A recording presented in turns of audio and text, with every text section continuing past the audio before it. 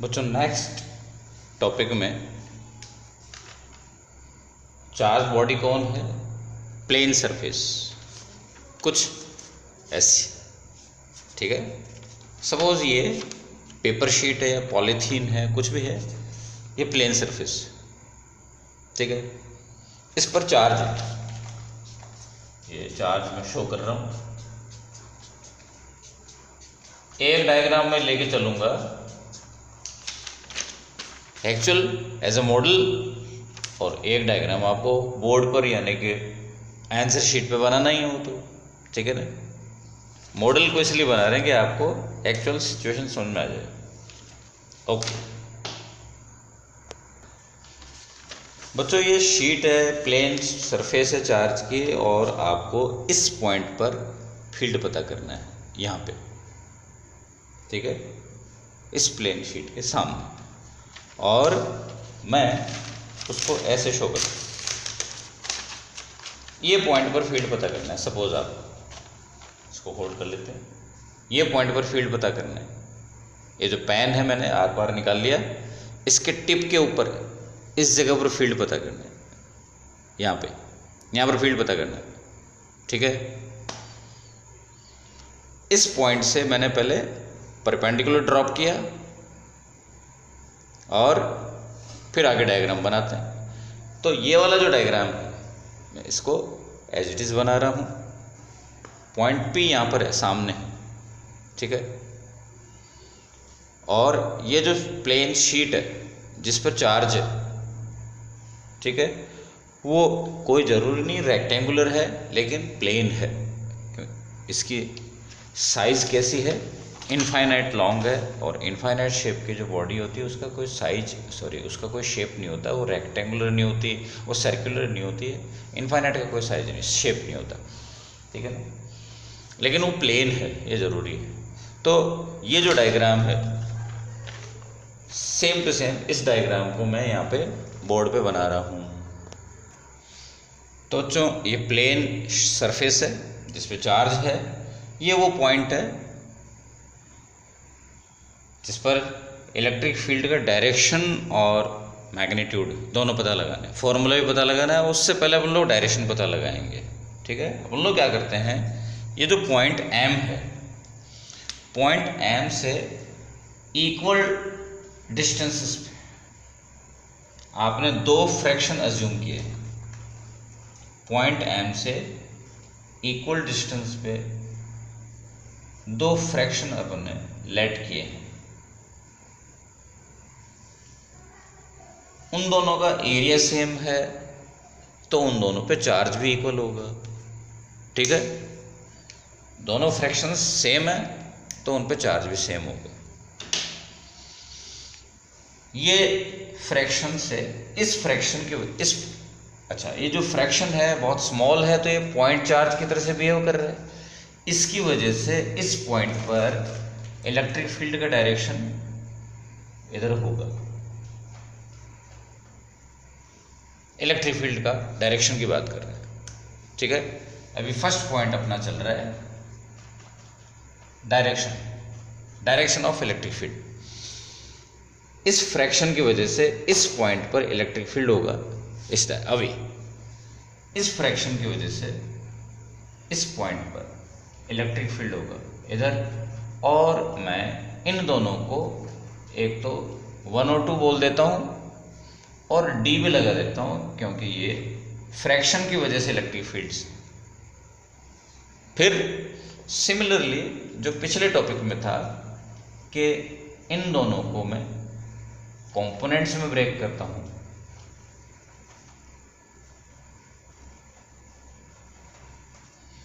और DE1 के component DE1 cos theta, DE1 sin theta, same to same topic है। पिछले टॉपिक में एक वायर था, यहाँ पर एक सरफेस है। तो क्या कंक्लूजन निकला कि कॉस कंपोनेंट सेम डायरेक्शन में होने की वजह से ऐड हो जाएंगे, और ये दोनों कंपोनेंट्स ऑपोजिट डायरेक्शन में होने की वजह से कैंसिल हो जाएंगे, ठीक है। रिजल्टेंट की डायरेक्शन किधर है, कॉस की डायरेक्शन, कॉस वाले कंपोनेंट्स की डायरेक्शन में, ठीक है। और कॉस वालों की डायरेक्शन किधर है? It is the perpendicular to the surface. यानी कि क्या कंक्लूजन निकला अपना? The direction of electric field is perpendicular to the surface, ठीक है। ये बात। इस टॉपिक का सेकंड पार्ट क्या है? फॉर्मूला, ठीक है। पिछले टॉपिक में क्या मिला अपने को? इलेक्ट्रिक फील्ड की डायरेक्शन पता लग गई। अब इलेक्ट्रिक फील्ड का फॉर्मूला पता करेंगे। क्या है डायग्राम आपके पास? एक प्लेन शीट है, उस पे चार्ज है और चार्ज का अमाउंट कितना है? सिग्मा कूलाम पर मीटर स्क्वायर, ठीक है। पॉइंट है आपके पास, इस पॉइंट पर फील्ड पता करना है। तो अपने हर बार इस टॉपिक के अंदर पिछले अपन ने 2-3 अपने कर लिए गॉस थ्योरम की एप्लीकेशंस। उसमें एक बात रिपीट हो रही है हर बार कि अपन लोग सबसे पहले शुरुआत करते हैं गॉसियन सरफेस कंसिडर करते हैं सॉरी, एक गॉसियन सरफेस बनाएंगे। वो गॉसियन सरफेस पॉइंट P से पास करता हुआ, ठीक है। बच्चों रेड कलर का क्या है? गॉसियन सरफेस, ठीक है। और गॉसियन सरफेस देखो कैसे वो इसमें से अक्रॉस पास हो रहा है, आर पार निकल रहा है। चार्ज सरफेस में से सिलिंड्रिकल गॉस सरफेस आर पार निकल रहा है। मैंने आपको ये 3D मॉडल बनाया है। ये देखो मैंने क्या पकड़ रखा है? ये पेपर, ये है चार्ज शीट, और ये जो सिलिंड्रिकल है ये कौन है? ये गॉसियन सरफेस जो इसके दोनों तरफ निकल रहा है, ठीक है। और सिलिंड्रिकल गॉसियन सरफेस है, इसमें कितनी सरफेसेस हैं? ये कौन सी है? S1। शेप कैसा है? ये वाली S1 है। S1 का शेप कैसा है? सर्कुलर। और ये शेप कैसी है? S2 कैसी है? सिलिंड्रिकल। ये भी, ये पूरे S2 है, इधर पीछे तक आई हुई है, ये S2 है, पूरी S2।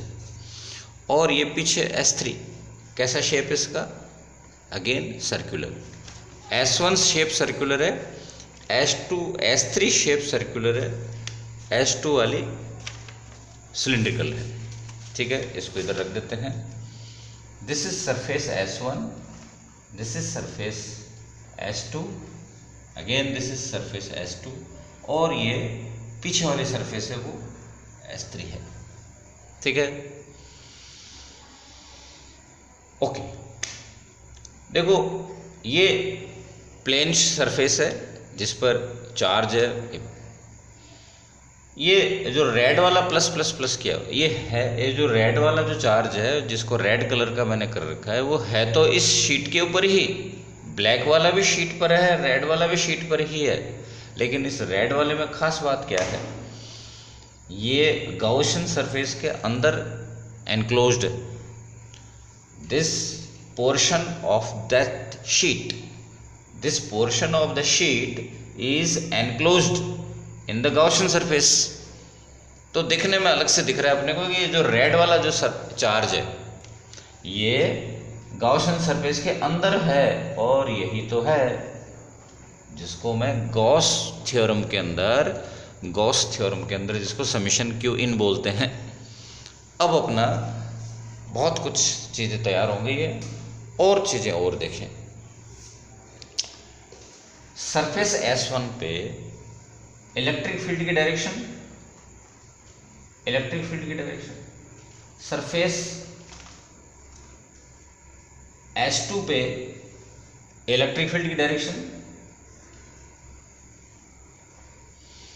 सरफेस S3 पर इलेक्ट्रिक फील्ड की डायरेक्शन। ये इलेक्ट्रिक फील्ड के एरो किस तरफ जा रहे हैं? सरफेस से परपेंडिकुलर अवे। ये सरफेस है, सपोज मेरी हथेली सरफेस है, तो चाहे एरो कहीं भी है परपेंडिकुलर अवे जा रहा है। इस इलेक्ट्रिक फील्ड के एरो को इससे मतलब ही नहीं है कि वो S1 पर है, S2 पर है या S3 पर है। उसको तो अवे जाना है, सरफेस से परपेंडिकुलर अवे जाना है, ठीक है। एरिया वेक्टर की डायरेक्शन, वेक्टर ए का एरो किधर है, सरफेस से परपेंडिकुलर।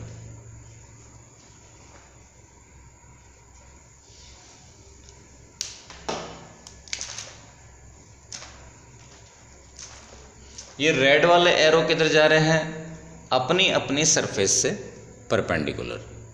ठीक है, नोट्स में देखें तो अपन लोग इनको E1 A1, E2 A2, E3 नाम बोल दिया। ठीक है ना,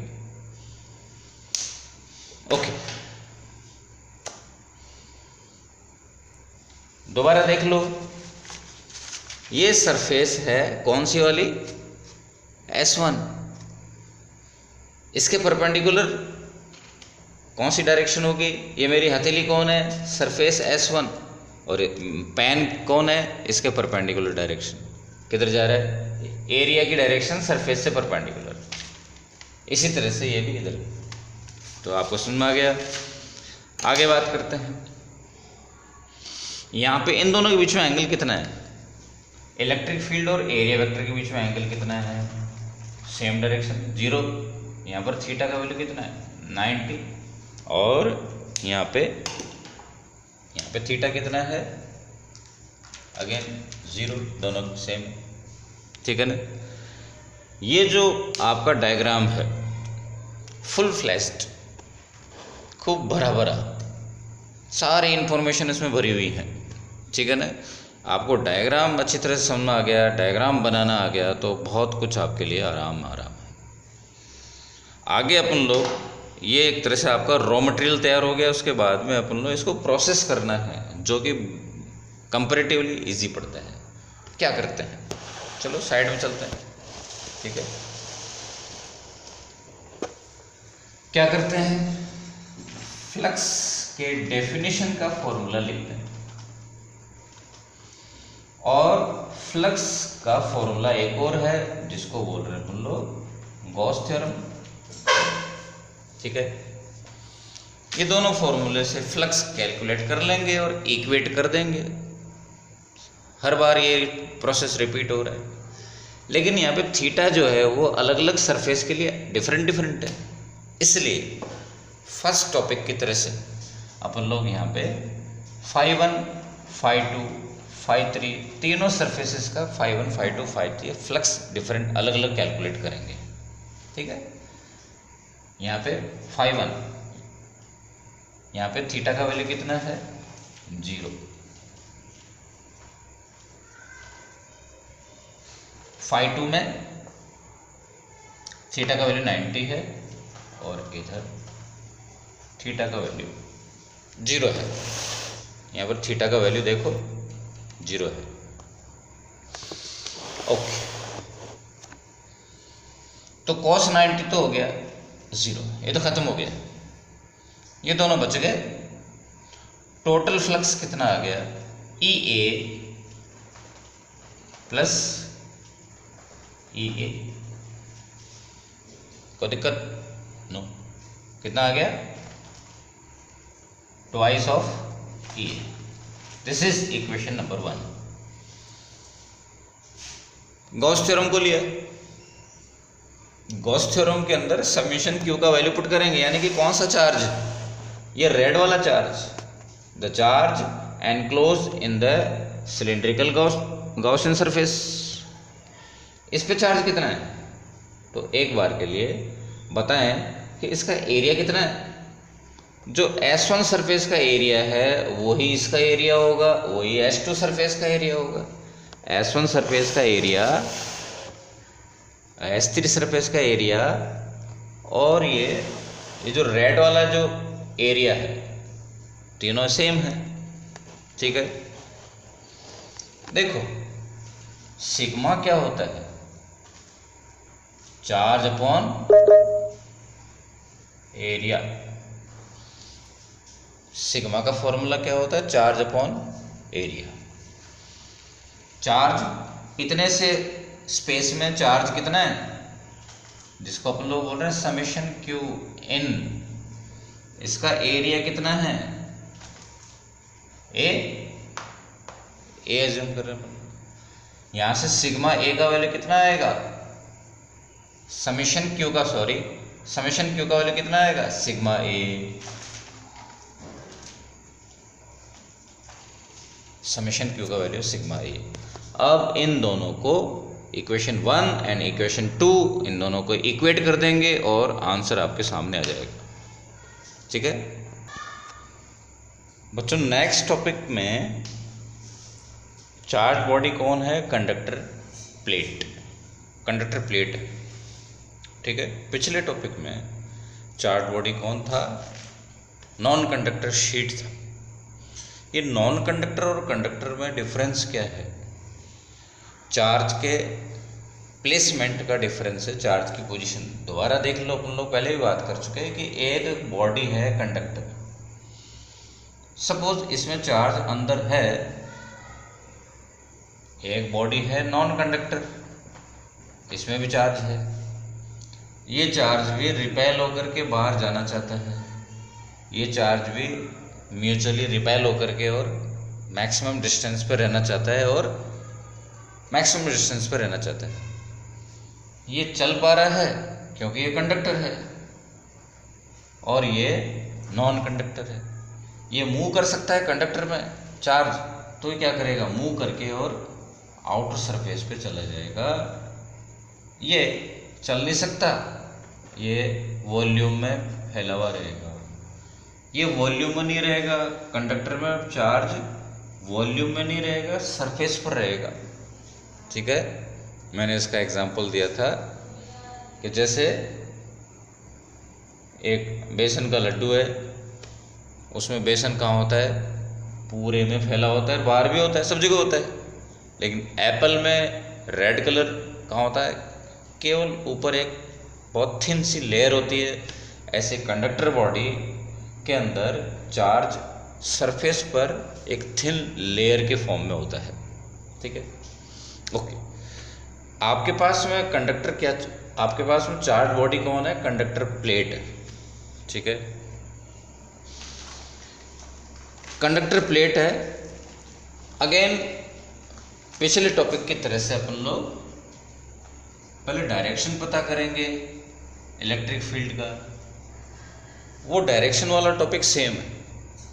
ठीक है, इसलिए अपन लोग रिपीट नहीं करेंगे, same conclusion, same topic, same diagram. तो नेक्स्ट क्या होगा, फॉर्मूले का। ठीक है, इसके अंदर भी काफ़ी कुछ सेम है, बस डायग्राम जो है ना, उसको डायग्राम बनाने में डिफरेंस है थोड़ा सा, और देखते हैं क्या फ़र्क है। देखो, सपोज ये एक कंडक्टर प्लेट है। ठीक है, सपोज ये कंडक्टर प्लेट है और तुमको क्या दिखाई दे रहा है अभी कैमरा के सामने, प्लेट का थिकनेस दिखाई दे रही है। पूरी प्लेट नहीं, प्लेट का केवल थिकनेस दिखाई दे रही है। ये इंटेंशनली मेरे को डायग्राम के इस प्लेट का इंटीरियर शो करना है, मेरे को इस प्लेट का मेरे को इंटीरियर शो करना है, इसलिए मैंने प्लेट का साइड में व्यू लिया है, थिकनेस शो किया है। और ये सिर्फ ब्लैक कलर का, ये क्या है, गाउसियन सरफेस। कैसा शेप है ये, सिलिंड्रिकल। और गाउसियन सरफेस कैसा है, गाउसियन सरफेस का कुछ पार्ट प्लेट के अंदर है और बाकी पार्ट ऑब्वियसली बाहर है। पहले की तरह से नहीं, पहले की तरह से पूरा थ्रू पास हो रहा है, आर पार जा रहा है, इधर भी है और इधर भी है, पहले की तरह नहीं है। अब की बार अपन ऐसा क्यों कर रहे हैं, आपके क्वेश्चन आएगा माइंड में, ऐसा कर क्यों रहे हैं, पहले की तरह क्यों नहीं कर रहे हैं। बुक्स में ऐसा ही है। ठीक है, ऐसा भी कर सकते थे, लेकिन बुक में ऐसा नहीं है, हम बुक से बियॉन्ड क्यों जाएंगे अपन लोग। अच्छा, एक चीज़ नोटिस करें, ये पर्टिकुलर टॉपिक एनसीईआरटी में यानी सीबीएसई में नहीं है। ठीक है ना, ये केवल राजस्थान बोर्ड में है। ठीक है, काफ़ी सारे टॉपिक्स ऐसे हैं जो राजस्थान बोर्ड में होंगे और सीबीएसई में नहीं है। ठीक है ना, वो टाइम टू टाइम मैं आप बताता जाऊंगा। हार्डली पूरे सिलेबस के अंदर 10-15 टॉपिक्स हैं लेकिन हार्डली एक भी टॉपिक नहीं है ऐसा जो सीबीएसई में हो और राजस्थान बोर्ड में नहीं हो। ऐसा जो है हार्डली 1 और 2 टॉपिक्स हैं। ठीक है, आगे बढ़ते हैं। तो मैंने गॉसियन सरफेस कैसा लिया है, आधा अंदर आधा बाहर, और डायग्राम बनाऊंगा मैं प्लेट का, थिकनेस दिखती हुई होगी उसमें। ऐसे नहीं बनाऊंगा प्लेट का डायग्राम पहले की तरह, थिकनेस दिखाऊंगा, देखना ध्यान से।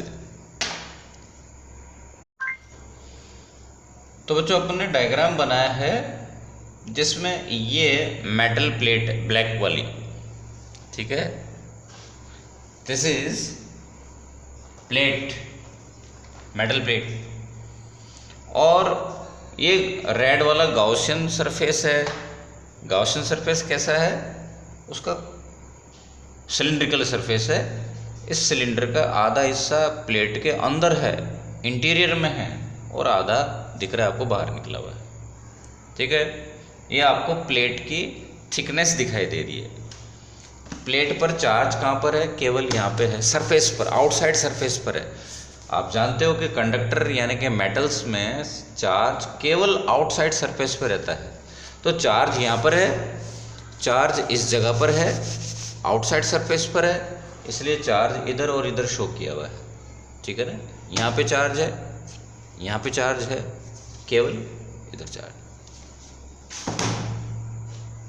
ओके, यहाँ पे चार्ज नहीं है, यहाँ पे चार्ज नहीं है, तो यहाँ पे चार्ज नहीं है तो फील्ड भी नहीं होगा। किसी भी मेटल में कंडक्टर के अंदर, चार्ज कंडक्टर के अंदर जो है वो इलेक्ट्रिक फील्ड 0 होता है। इस जगह पर इलेक्ट्रिक फील्ड की डायरेक्शन क्या होगी, ये एरो किधर जा रहा है, इस प्लेन शीट से अवे, इस जगह पर भी अवे, ये इलेक्ट्रिक फील्ड का एरो किधर जा रहा है, अवे। ठीक है ना, ओके, और यहाँ पे इलेक्ट्रिक फील्ड 0 है। एरिया की डायरेक्शन सेम पहले की तरह, ये A2 की डायरेक्शन, सरफेस S2 का एरिया वेक्टर A2 है, A2 की डायरेक्शन सरफेस से परपेंडिकुलर, सरफेस से पर A1। ठीक है, और यहाँ पे अपने को मतलब ही नहीं है। तो मतलब हुआ क्या, बिल्कुल सेम लास्ट पिछले टॉपिक वाली जैसी कैलकुलेशन है। ठीक है, उसके अंदर देखते हैं, साइड में चलते हैं, साइड में आ गए बच्चों। फर्स्ट सरफेस S1 से जो पास होने वाला फ्लक्स है वो है φ1, कितना है, EA, एंगल कितना है, 0, इन दोनों के बीच में, बिल्कुल पहले के जैसा, नया कुछ नहीं है। ये कितना आएगा, cos 90 की वजह से 0, बिल्कुल पहले जैसे। इस टॉपिक में पिछले टॉपिक से डिफरेंस क्या है, इलेक्ट्रिक फील्ड का वैल्यू 0। कौन सा, सरफेस S3 पर फील्ड 0, सरफेस S3 पर फील्ड 0 है। ठीक है, φ3 का वैल्यू कितना है, 0। इन तीनों को ऐड कर दो, कितना आएगा, ये इक्वेशन 1, और बिल्कुल पिछले टॉपिक के जैसे ही से, ये इक्वेशन 2, ये इक्वेशन 1, इन दोनों को इक्वेट करेंगे और आपका आंसर आ जाएगा। ठीक है, तो बच्चों पिछले 2 टॉपिक्स का कंक्लूजन ये है, कंडक्टर में इलेक्ट्रिक फील्ड नॉन कंडक्टर में इलेक्ट्रिक फील्ड के कंपैरिजन में कैसा है, डबल है। इसको आप डायरेक्ट वैसे भी बोल सकते हो कि एक कंडक्टर बॉडी है, जब उसको चार्ज करते हैं तो चार्ज आउटर सरफेस पर आ जाता है, आउटर सरफेसेस पर, इधर और इधर, तो ये 2 सरफेस हो गई कि नहीं। ठीक है ना, इधर की सरफेस और इधर की, 2 सेपरेट सरफेसेस हैं, 2 सरफेसेस की वजह से ये इलेक्ट्रिक फील्ड डबल है। जबकि नॉन कंडक्टर एक सरफेस होती है वो एक सिंगल सरफेस की तरह से बिहेव करती है। ठीक है, ये बात खैर। पर एक चीज़ नोटिस करने वाली है, नोटिस क्या करने वाली है, देखो मैं आपके पास में अभी तक के जितने भी इलेक्ट्रिक फील्ड्स के, पहली बात तो जितने भी इलेक्ट्रिक फील्ड्स के फॉर्मूला डेराइव होने थे आज तक हो गए, सारे इकट्ठा करके लिख देते हैं। ठीक है बच्चों, आज तक जितने इलेक्ट्रिक फील्ड के फॉर्मूला अपन ने डेराइव करे ये रहे सामने, ये पॉइंट चार्ज की वजह से ई और आर में रिलेशन कैसा है, इनवर्स है। आर के ऊपर पावर कितनी आ रही है, डिनोमिनेटर में स्क्वायर है, ठीक है ना, या कह सकते हो आर पावर -2 है, यहाँ पर आर पावर -3 है, यहाँ आर पावर -1 है, ठीक है, यहाँ पर आर पावर +1 है। ये किस जगह किसका फॉर्मूला है, नॉन कंडक्टर स्फीयर के इनसाइड इलेक्ट्रिक फील्ड का, ये आउटसाइड स्फीयर के आउटसाइड।